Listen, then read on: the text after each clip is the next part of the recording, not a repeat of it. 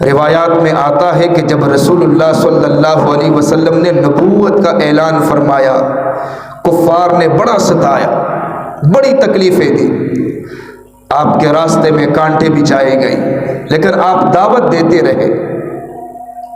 نبی صلی اللہ علیہ وسلم کی گردن مبارک میں چادر ڈال کر آپ کو گھسیٹا گیا، لیکن آپ لوگوں کو اسلام کی طرف بلاتے رہے۔ آپ کی بیٹیوں کو طلاقیں دی گئی، اور طائف والوں نے تو حد کر دی، نبی صلی اللہ علیہ وسلم کا مذاق اڑایا، پتھروں کی بارش برسائی، آپ کا جسم مبارک خون سے رنگین ہوا، شعب ابی طالب میں آپ کو قید کیا گیا، لیکن آپ نے صبر کے دامن کو نہیں چھوڑا، استقامت کے دامن کو نہیں چھوڑا۔ آپ صبر بھی کرتے رہے اور استقامت کے ساتھ دعوت بھی دیتے رہے۔ قرآن اور حدیث کا اگر آپ مطالعہ کریں تو ایک مسئلہ ہمارے سامنے آئے گا، وہ یہ کہ ایک بندہ اگر دین کا کام کرتا ہے، مشقتیں آتی ہے، مصیبتیں آتی ہے، پریشانیاں آتی ہے، لیکن وہ برداشت کرتا ہے، وہ صبر کے دامن کو نہیں چھوڑتا، استقامت کے دامن کو نہیں چھوڑتا، استقامت کے ساتھ دین کا کام کرتا ہے اور صبر کرتا رہتا ہے، تو ایک نہ ایک دن اللہ کی مدد شامل حال ہو جاتی ہے، اور اللہ تعالیٰ ایک پریشانی کے بدلے میں، اللہ ایک پریشانی کے بدلے میں دو خوشیاں عطا فرماتے ہیں۔ ایک شاعر کہتا ہے، اذا اشتدت بک البلوی ففکر فی الم نشرح فعسر بین یسرین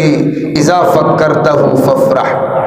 فرمایا کہ جب مصائب کا پہاڑ گرے آپ پر تو فرمایا کہ الم نشرح لک صدرک کی تلاوت کر۔ اللہ کا فرمان فإن مع العسر یسرا، ان مع العسر یسرا، ایک پریشانی کے بدلے میں اللہ دو خوشیاں عطا فرماتے ہیں۔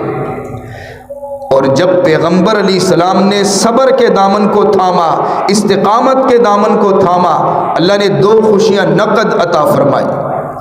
طائف سے جب آپ واپس آئے، آپ پریشان تھے، آپ کی خدمت میں جنات کا وفد آیا، جنات، آپ فجر کی نماز پڑھا رہے تھے، جنات کی جماعت آئی، سب نے کلمہ پڑھا، مسلمان ہو گئے۔ اشارہ ہوا اس بات کی طرف کہ اے میرے محبوب، اگر یہ لوگ آپ کی بات نہیں مانتے تو جنات بھی تو آپ کی امت میں سے ہے، چلو وہ آپ کا کلمہ پڑھ لیں گے، آپ کا دل خوش ہو جائے گا۔ اور دوسری خوشی، آپ کو معراج پہ لے جایا گیا،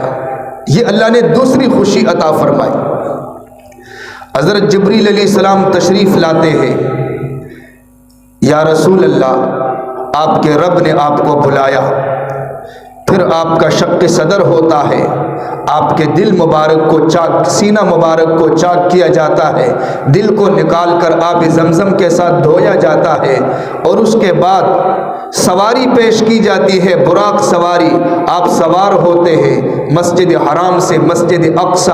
حضرت جبریل آپ کے ساتھ ہے، وہاں انبیاء کو جمع کیا جاتا ہے، آپ نماز پڑھاتے ہیں، پھر اگلا سفر رفرف سواری آپ کے سامنے لائی جاتی ہے، رفرف کا معنی لفٹ، بلندی کی طرف جانے والا، پھر اوپر کا سفر شروع ہوتا ہے، آسمانوں کا سفر ہوتا ہے، پہلا آسمان، دوسرا آسمان، تیسرا آسمان، آگے سدرۃ المنتہا، آگے جنت اور جہنم، آگے عرش معلی، آپ کو وہاں لے جایا گیا جہاں کے بارے میں ہم سوچ بھی نہیں سکتے۔ بہرحال